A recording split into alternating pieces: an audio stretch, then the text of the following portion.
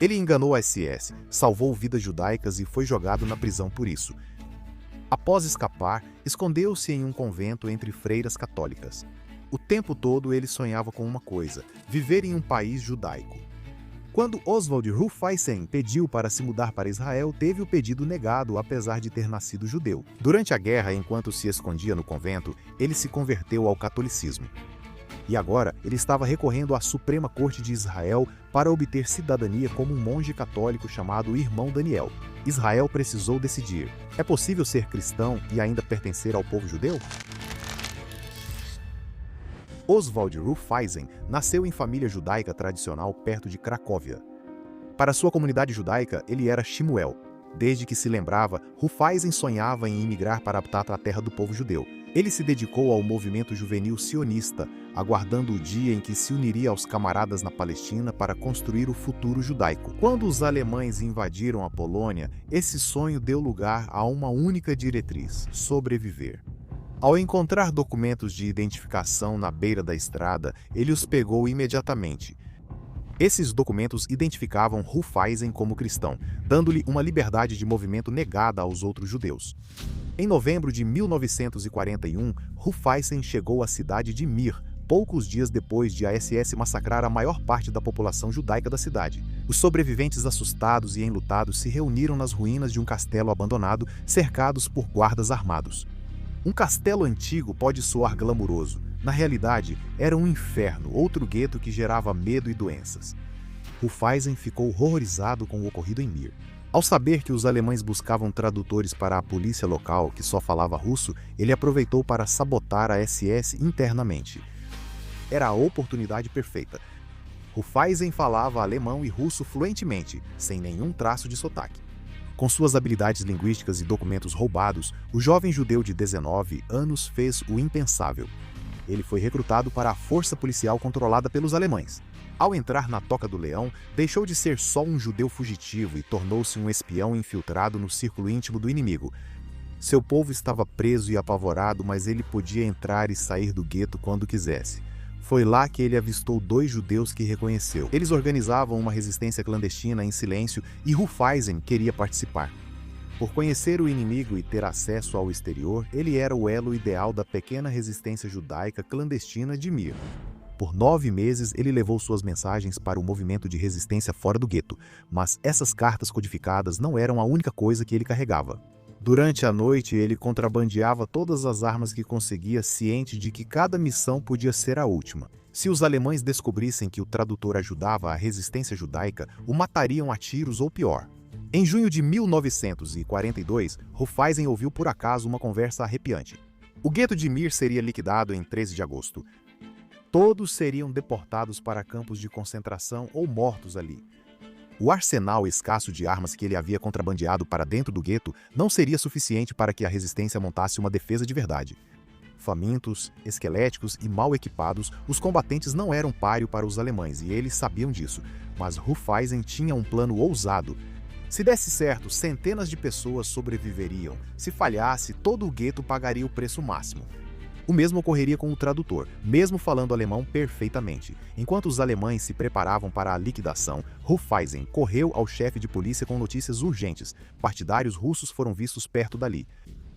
Quase todos os policiais acreditaram na informação e perseguiram partidários inexistentes. Com o gueto quase sem vigilância, quem podia fugiu por um buraco na cerca, deixando para trás jovens, doentes e idosos. Cerca de 200 judeus escaparam naquele dia, mas muitos foram capturados e executados em um mês. Os demais se refugiaram na floresta e lutaram com os partidários. Ao final da guerra, apenas 50 judeus de Mir estavam vivos. A manobra de Rufeisen funcionou até que deixou de funcionar. Quando a polícia voltou de mãos vazias e viu o gueto quase deserto, logo suspeitou do tradutor. Sem explicação plausível, Rufeisen confessou: "Não sou inimigo dos alemães nem polonês. Vou lhe dizer a verdade porque até agora sempre trabalhei com vocês de forma aberta e honesta. Mas, mesmo assim, considero a operação planejada contra os judeus muito errada, pois eu mesmo sou judeu, e esse foi o único motivo para a minha ação." Como ele sabia que fariam, os alemães imediatamente o jogaram na prisão, mas Rufeisen conseguiu construir amizades verdadeiras entre a força policial local. O guarda designado para vigiá-lo deixou que ele escapasse, avisando sobre sua fuga apenas depois que ele já tinha vantagem em sua rota de fuga. Rufeisen correu pelas ruas com soldados em sua perseguição. Desesperado, ele correu até um convento, onde as freiras o levaram para dentro. Fora dos muros do convento, o mundo ardia. Lá dentro, Rufeisen encontrou certa paz, apesar das sômbrias possibilidades que lhe vinham à mente. Ele não sabia se o plano de fuga funcionou ou se alguém da resistência sobreviveu. Sem nada para fazer além de pensar, Rufeisen foi explorando a biblioteca do convento, começando pelo Novo Testamento. Pela primeira vez desde o início da guerra, a Terra Santa não parecia distante. O refúgio com que ele sonhava estava ali, se revelando página por página. Ele encontrou conforto na história de Jesus, outro jovem judeu, à mercê de um império brutal. Segundo o Novo Testamento, Jesus havia sofrido terrivelmente, mas ressuscitou. Talvez o povo judeu um dia renasça após tudo o que sofreu. A ideia era tão atraente que, após 3 semanas no convento, Rufeisen procurou a Madre Superiora com um pedido. Ele queria se converter ao cristianismo. Até aquele momento, Rufeisen havia fingido ser cristão para sobreviver. Não havia oficiais da SS no convento, nenhum perigo às suas costas. Foi uma escolha feita por vontade própria. Rufeisen estudou sua nova religião no convento por mais de 1 ano. O tempo todo, Rufeisen temia estar colocando as freiras em perigo demais. Quando se sentiu seguro em sua nova fé, Rufeisen fugiu para a floresta e se juntou aos partisãs, incluindo conhecidos que escaparam de Mir. Rufeisen entrou na guerra como judeu. Ele saiu como católico. Quando o horror acabou, Rufeisen precisou decidir. Para onde ele iria? A Europa estava em ruínas. Apesar de comprometido com sua nova fé, ele nunca deixou de sonhar com a pátria judaica. Ele sabia que a Ordem Carmelita da Igreja Católica tinha uma divisão na Terra Santa. Esperando ser enviado ao novo Estado judeu, Rufeisen fez seus votos finais como monge. Ele tinha 27 anos, mas renasceu como católico. Não mais Shmuel, o judeu polonês, mas irmão Daniel, um católico devoto que, como seu homônimo bíblico, sobreviveu à Cova dos Leões. Durante 10 anos, a Ordem Carmelita recusou os pedidos de irmão Daniel para ser transferido a Israel. Em 1958, ele finalmente recebeu a notícia que esperara a vida toda. A Ordem concordou em transferi-lo para a Terra Santa. O governo polonês lhe deu um documento de viagem sob uma condição. Ele teve que renunciar à sua cidadania polonesa, o que fez sem pensar 2 vezes. É verdade, agora ele era tecnicamente apátrida, mas quem se importava? Logo, ele viveria em sua pátria como cidadão de Israel. Ou pelo menos era o que ele pensava. Após conseguir o visto temporário, pediu a cidadania israelense. A lei do retorno garantia a todo judeu o direito de que judeus se estabelecessem em Israel e obtivessem cidadania imediatamente sem condições. Afinal, o Estado judeu foi fundado como um santuário com a promessa de que o povo judeu nunca mais seria refugiado sem lar, eternos e indesejados hóspedes à mercê dos outros. Na solicitação, o irmão Daniel expressou profundo amor pela terra do povo judeu e afirmou que, mesmo sendo católico, sempre pertenceria ao povo judeu.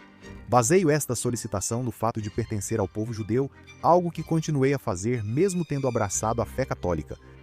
Escolhi uma ordem que tem uma casa em Israel para viajar para a terra pela qual anseio desde a minha infância. Mas o Estado judeu rejeitou sua solicitação. A lei do retorno era para judeus. Pela sua própria admissão, irmão Daniel era católico. Chocado e desanimado, irmão Daniel entrou com um processo argumentando, abre aspas, minha origem étnica é e sempre será judaica. Não tenho outra nacionalidade. Se não sou judeu, o que sou? Não aceitei o cristianismo para abandonar meu povo. Adicionei isso ao meu judaísmo. O governo israelense não quis ouvir, mas o caso do irmão Daniel os forçou a encarar uma verdade incômoda. A lei do retorno nunca havia realmente definido quem é considerado judeu. O irmão Daniel era etnicamente judeu. Ele sobreviveu ao extermínio em massa de seu povo e ainda resistiu heroicamente. Ele se sentia judeu até o âmago, um membro da tribo que simplesmente adorava em uma igreja em vez de uma sinagoga. O governo israelense não se importava com seus sentimentos ou origens. Insistia que, após a conversão ao catolicismo, ele não era mais judeu nem parte da nação de Israel. A batalha continuou e, em 1962, o caso do irmão Daniel chegou à Suprema Corte de Israel. Não era só a identidade dele em jogo. A decisão da corte influenciaria décadas da política de imigração israelense e definiria o destino de centenas de milhares de judeus com identidades complexas que poderiam querer imigrar para Israel. Afinal, o povo judeu havia sido exilado por 2000 anos e a diáspora não tinha sido nada fácil. Muitas pessoas ao redor do mundo se viam como judias, mesmo que suas famílias tivessem se casado com pessoas de outras religiões ou sido forçadas a se converter séculos antes, ou, neste caso, tivessem deixado o judaísmo voluntariamente para seguir outra religião. O julgamento começou em uma sala de tribunal lotada. Freiras e monges de hábito sentaram-se junto a judeus com quipás e peiote. Rufeisen surgiu de hábito marrom, sandálias e a cabeça raspada em tonsura. Os juízes vasculharam página após página de literatura rabínica, lei judaica, livros de história e ensaios dos fundadores de Israel em busca de respostas. A lei judaica dizia que irmão Daniel continuava judeu. De acordo com os rabinos, nem mesmo uma conversão sincera poderia apagar esse status. Os rabinos afirmaram que ser judeu vai além da religião. Se o judaísmo fosse só uma fé, mudar de religião apagaria a identidade judaica, mas isso não ocorre. Um israelita, mesmo quando peca, ainda é um israelita. Isso mostra que a identidade judaica tem uma dimensão nacional ou de pertencimento a um povo. Ao mesmo tempo, rabinos afirmavam que participar plenamente da vida comunitária judaica, a Kehilá, exigia retornar ao judaísmo. Não era possível ser cristão praticante e atuar plenamente na comunidade judaica. Essa era a tensão enfrentada por esses juízes israelenses. Mas os juízes acreditavam que a identidade judaica ia além da religião. Ser judeu era escolher se identificar com o passado e o futuro judaico. O irmão Daniel poderia realmente compartilhar do destino do povo judeu se tivesse se convertido a outra religião, e não a qualquer uma, mas a Igreja Católica, cujos membros por séculos foram responsáveis por conversões forçadas, perseguição, assassinatos e acusações de deicídio. Após 5 horas de debate, o tribunal chegou a uma decisão com maioria de 4-1. A lei do retorno foi criada para judeus que se identificavam como judeus nacional e religiosamente, não para judeus que haviam se afastado voluntariamente do povo judeu ao se converter a outra religião. Claro, o irmão Daniel era um sionista. Sim, ele salvou judeus durante o Holocausto. Sim, de acordo com a lei judaica, ele era judeu. Argumentaram que a conversão para outra religião o afastou do povo judeu e negaram-lhe o direito à cidadania israelense. Irmão Daniel ficou devastado. Embora a decisão do tribunal negasse sua verdade e tenha abalado seu espírito, ele não deixou que isso destruísse seus sonhos. Ele viveu o resto da vida no mosteiro Stella Maris, em Haifa, celebrando missas em hebraico e tornando-se cidadão israelense por naturalização. Ele permaneceu conectado ao seu passado judeu, encontrando-se regularmente com os sobreviventes judeus de Mir e até mesmo testemunhando contra o próprio chefe de polícia que um dia havia sido seu superior.